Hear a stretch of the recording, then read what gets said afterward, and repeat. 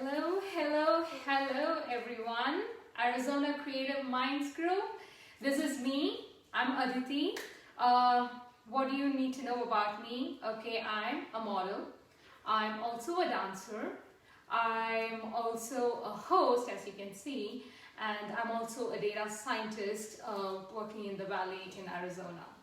Today we are here to know about the Yvette. You all know her, I'm sure, but we're going to know more about Yvette as a friend, as a human being, as a photographer who's blown our minds away with her wonderful work as well.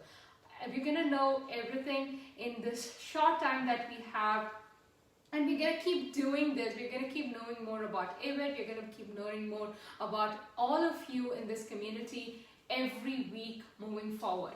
So let's talk and find out. Oh yeah. Hey everyone.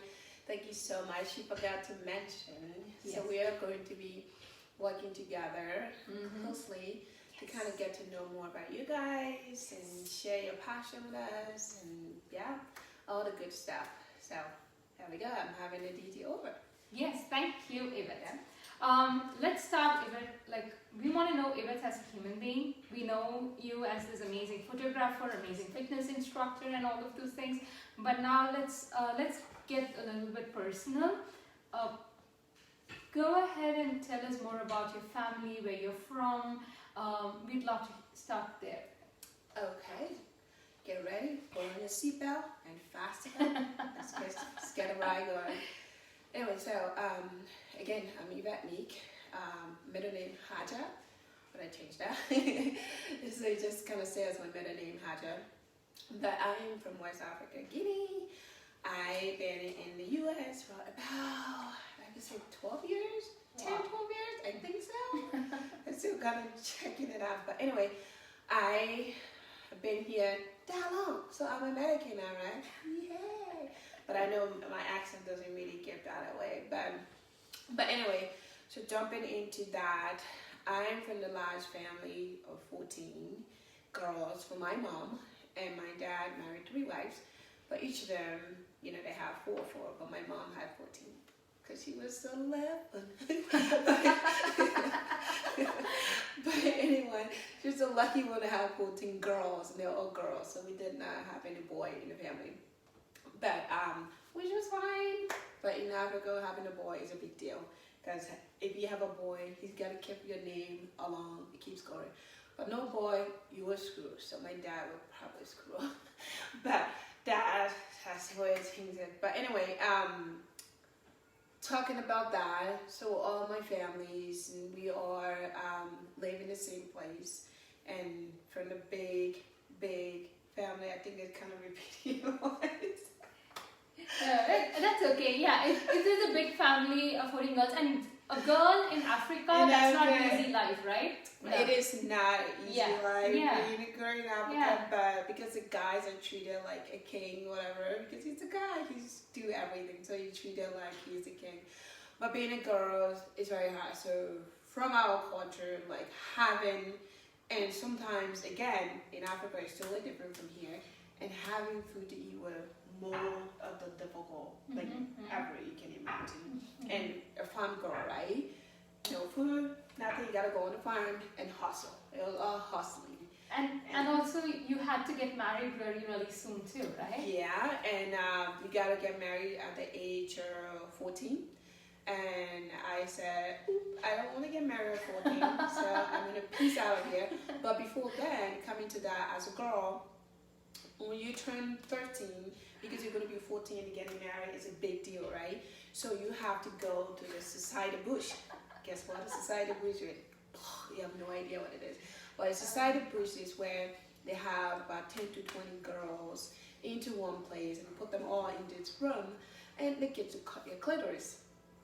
And cutting that part out is just not fun. I know what you're saying, what is a clitoris? A girl need that. I know, we all need that, but I don't have mine, but I can still have fun.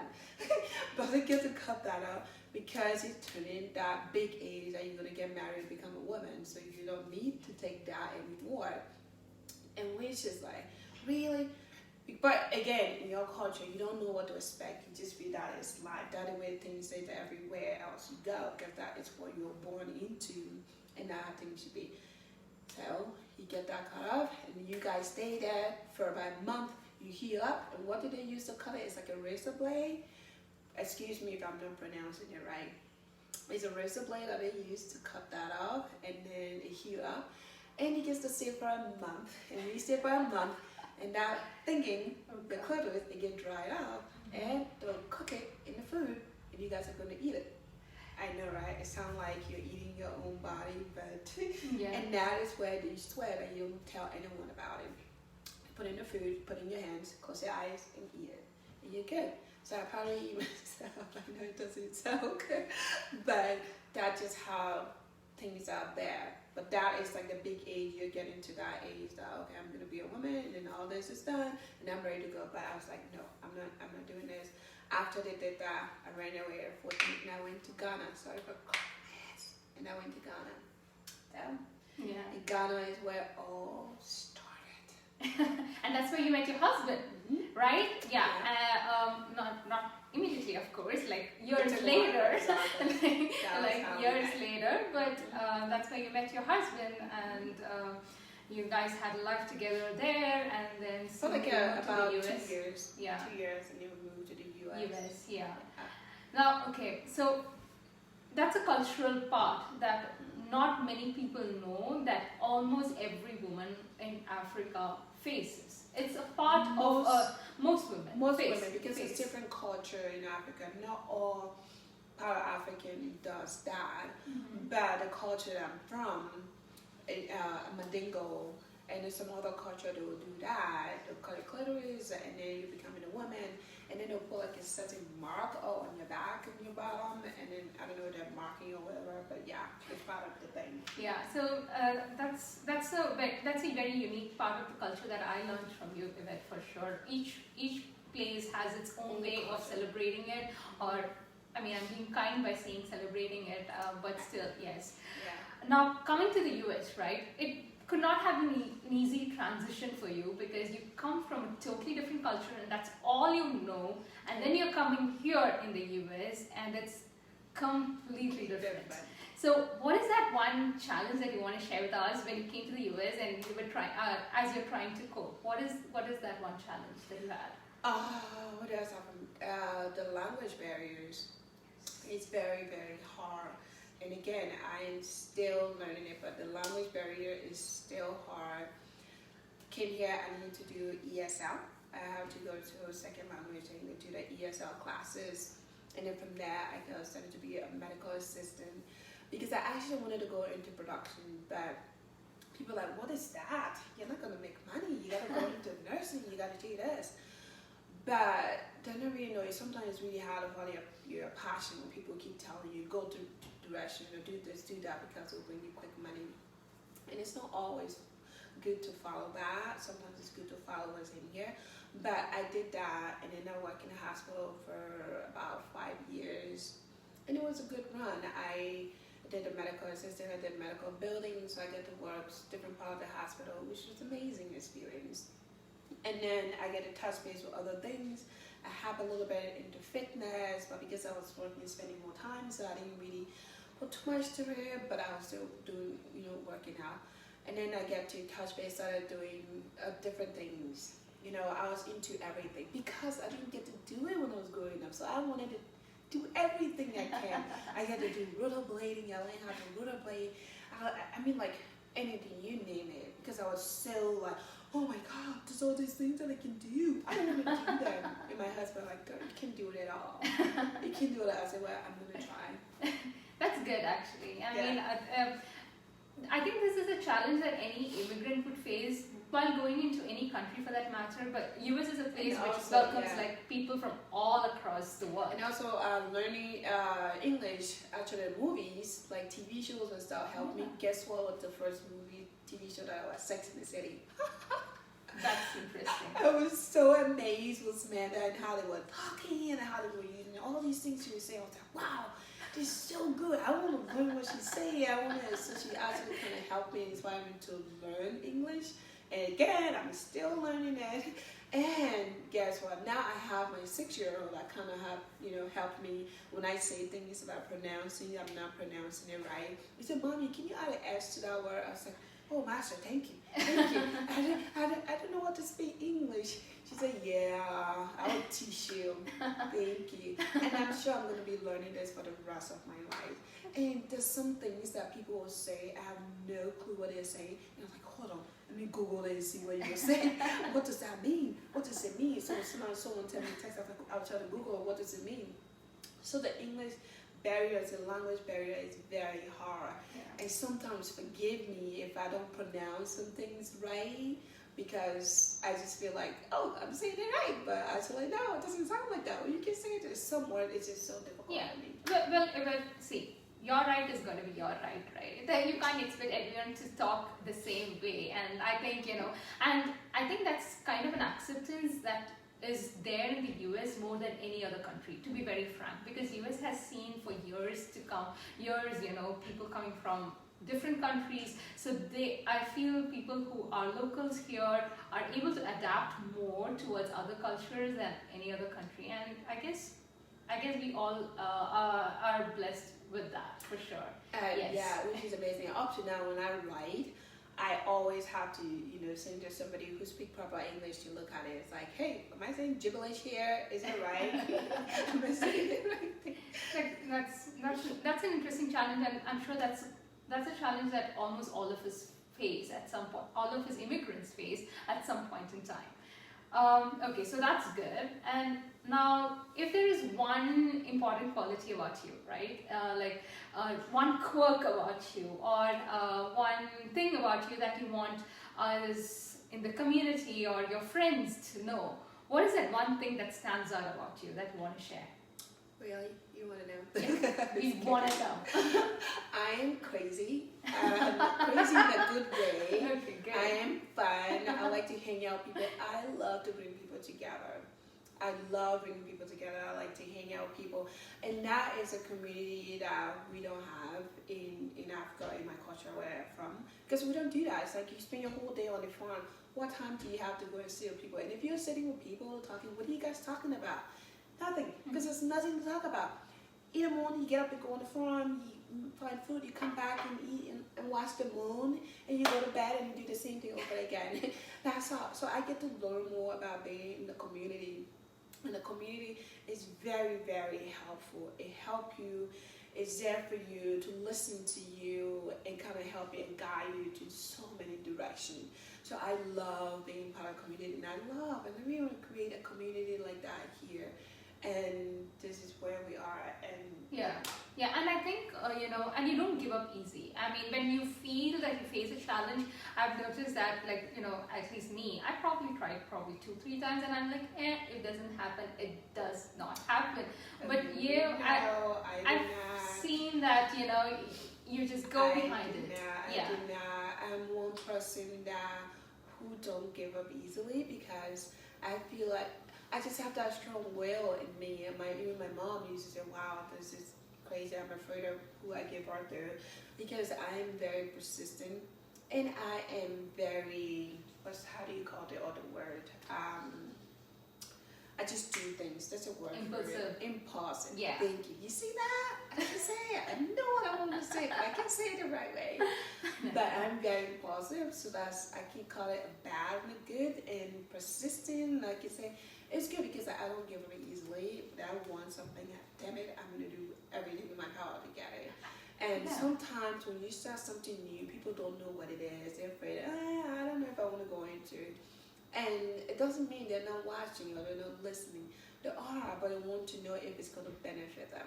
And I want to express people who I'm not going to back down easily. We're going to keep going. Maybe there's a way you can show me a right way to go, or you can direct me. Hey, what you're doing is great, but maybe do it this way and it will help. And that is Yvette. And crazy, and I did fun, I did everything, and I like dancing and just being fun, just being happy. Yeah, and that quality in yours, which is bringing people together, being persistent, being crazy and fun, and making sure the environment is light, even if it is something that is supposedly intense.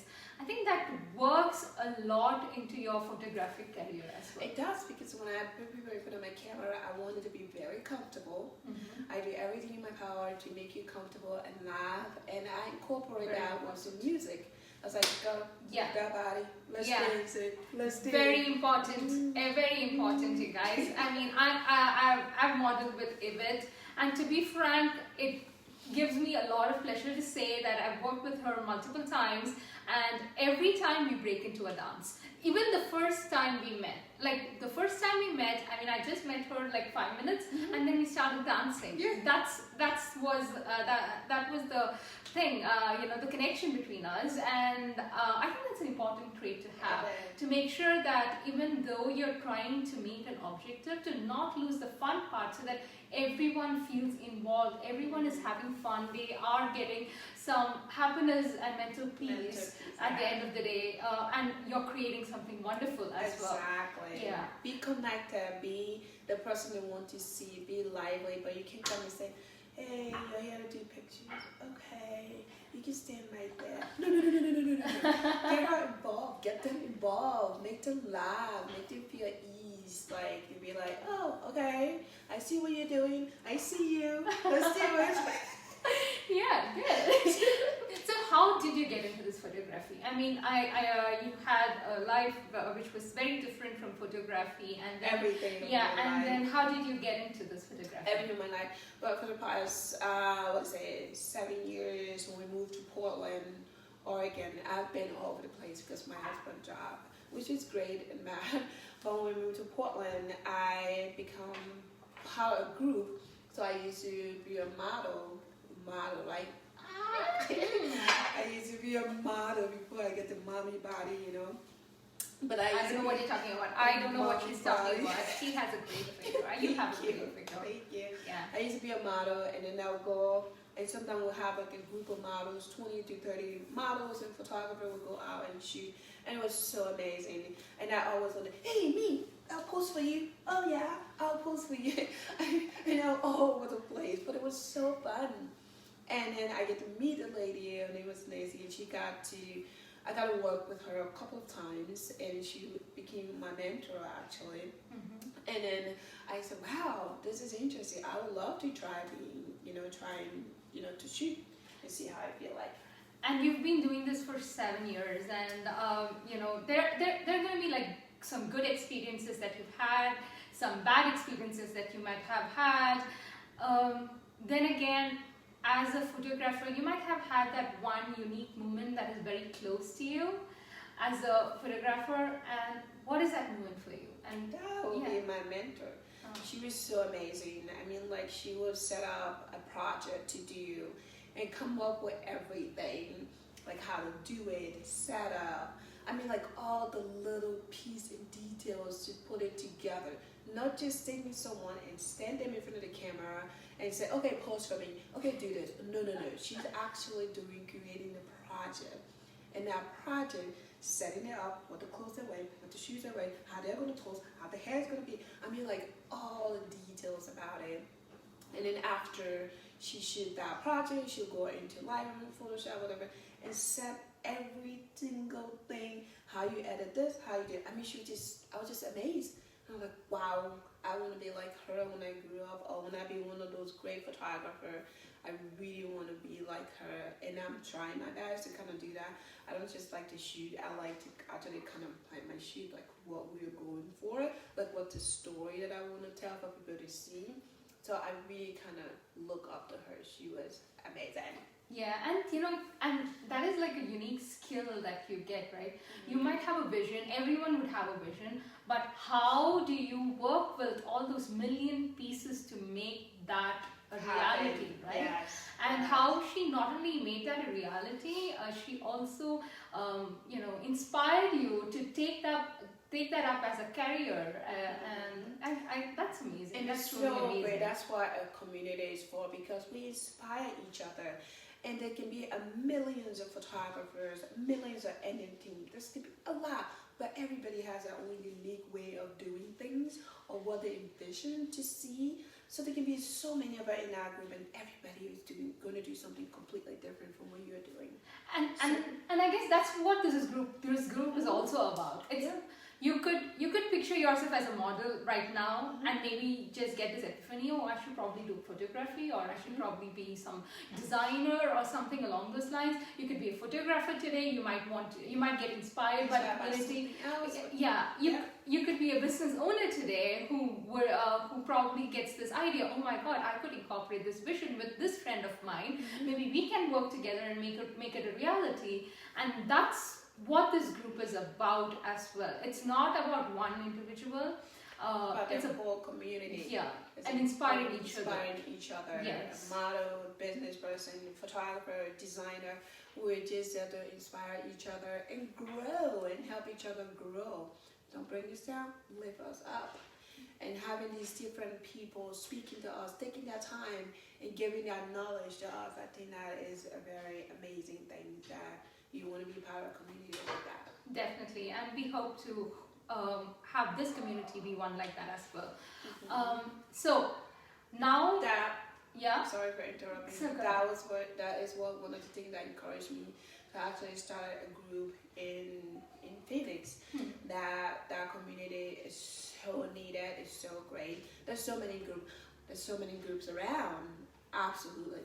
But I want to inspire a group that where we also, because there's more people into modeling, into photography, whatever, they don't know where they're going. They don't know, is it going to be in their business? It's just a hobby. Some people take it just a hobby, But we're here to that next level. You'll go in the business. There's business people, the other people that are coming on, there's people that's new, there's people that are learning, that workshop, that encouraging you, that teaching you, that showing you what to do, or you don't know what to do, that's showing you, for instance, that's showing you all these different ways that you can go about to reach that one single direction you're trying to go. I think that's amazing. And as you mentioned, there are a lot of groups out there that you can make use of, and I think we should encourage everyone to make use of. This group, what I feel is unique about it is that it's not just for models, it's not just for photographers, it's not just for business owners, it's not just for florists, it's not just for any creative mind. It's not just for dancers, it's for everyone. And you might think that you have a set goal in mind, but what is constant in life is change. Oh yeah, I think I like that. Okay. So we had this sweet interruption here. Maybe Say hi. Yeah, you can do that. Shoot the daddy. That was a very good interruption, and I think I welcome that interruption. I hope you guys do too. So I think this group is for all of us, and where we welcome that change. Where all our creative minds put it together, inspire each other, let us help each other grow. Yes. Yeah. So we are in the quarantine area, and we're going to wind up this conversation soon because we are going to make use of Yvette's fitness mantra, Yvette's fitness coaching,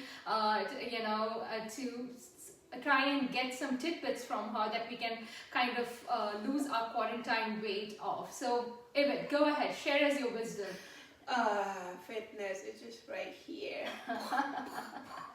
Yeah, fitness is just one of my, I'm a big fitness advocate, and I really, really enjoy it. Again, in my country, we don't do that. We don't have time for that, to do that, because you spend all your time on the farm. You're already working out hard. You're already working. So doing fitness is totally different, all new thing for me.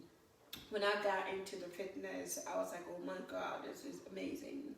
And even having kids, it even make it even better, because the quality time, the time you take to exercise. Exercise is not so much about losing weight or I want to be skinny. It's not that. It's all about mental. It helps you so much. Trust me. Mentally, you need that peace of mind. You need that time to yourself. It's like, okay, we're all busy, right? We have busy life, busy like crazy. We don't even have time to even eat sometimes. We're like eating in the car. We're ready to go. But that hour, or even 30 minutes, or 15 minutes that you take for yourself to kind of exercise, or just do yoga, or just relax somewhere in the sauna and just sit there and sweat it out. you'll feel so good. 15 minutes. Put your TV on. Sit in front of it, whatever. You come out of work, take your shoes off, throw it out. Sit down, stretch, do a little bit of exercise that'll make you sweat. You'll feel good. Mentally, it's all in there. Exercising help us. And don't forget, we exercise so hard, but we also have to remember what we eat. Because they're all kind of hands together. Yeah. It's like what we eat and then we exercise, it even makes things better. So exercising is so, like I said, again, it is not because you want to get skinny, you're spending so much money, you gotta go to the gym. No, even from home, you can do it from home, because some people are still not comfortable going to the gym yet because of the whole COVID thing, which is understandable. And a lot of people have like gym equipment at home, but now they don't use it too. So let us inspire each other to get healthy. Even all these business things, all these modeling, all these photography, like everything, what comes first? Your health, right? If you're not healthy, you can do those little things. So please let us do it together, and get healthy together, and do the things we love, and help each other grow, and be all healthy together. Yeah. Fitness. Ooh. So important. I don't know how to preach it. I mean, like if I was a preacher. I think you did a wonderful job. That's so true. I mean, you gotta do it because you have no other way out. Because without your health, you're not. Whatever else you have doesn't matter at the end of the day. And that's what fitness is all about. And guys, Yvette also has her classes that will be coming up soon for Zumba and muscle classes, right? Zumba and muscle classes in and hip hop. Guess who just started doing hip hop? Hip hop, and she does Bollywood dance. Yes. So I also like to dance with her. And we were thinking to do even like an outdoor dance. Yeah. Like people go out and just kind of dance and have fun. Dancing is a therapy. Dancing, fitness, they're all therapy. Yeah. Let's do it. Yep. Okay, so that's that. I hope all of you had a fun time knowing about Yvette.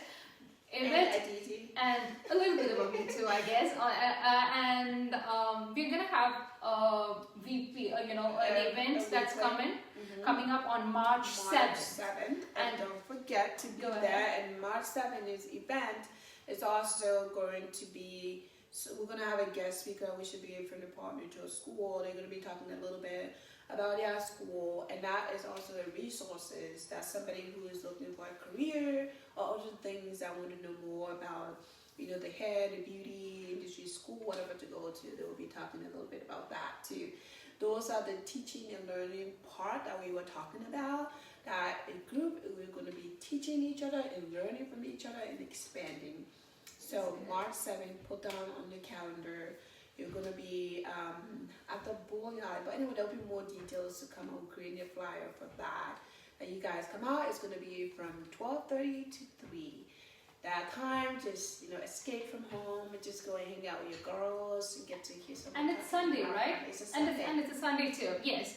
And it is for everyone. Like you could be a model, a dancer, a small business owner. You can come here, and the best part is that even if you're thinking about a business, or if you're not thinking about a business, you're just transforming into seeing what is next. This is one place to be. So I hope all of you make use of that opportunity, and then we also get to know a little bit more about each other and how we can work together as a community that day too. So that is a wrap. And we're going to get to know about Aditi for the next week. So this is going to be an ongoing thing once a week. Yes. Stay tuned. Stay tuned, everyone. I hope you had a fun time. Happy Valentine's Day. Happy Valentine's Day. And happy birthday to me tomorrow. Yes. So Yvette has her birthday on Valentine's Day. So happy birthday in advance, my dear. Actually, in my country, we don't celebrate it, so it's all like kind of new to me. Happy Valentine's Day and happy birthday, like ooh, so I gotta get double present. Yes. Okay. Thank you. It's a wrap. Thank you guys so much for listening, and it's a wrap. And we'll see you around. Let's do a little dance for them. Dance without music. A little dance with other. And I'm gonna go ahead and turn off the light with the dance. Okay.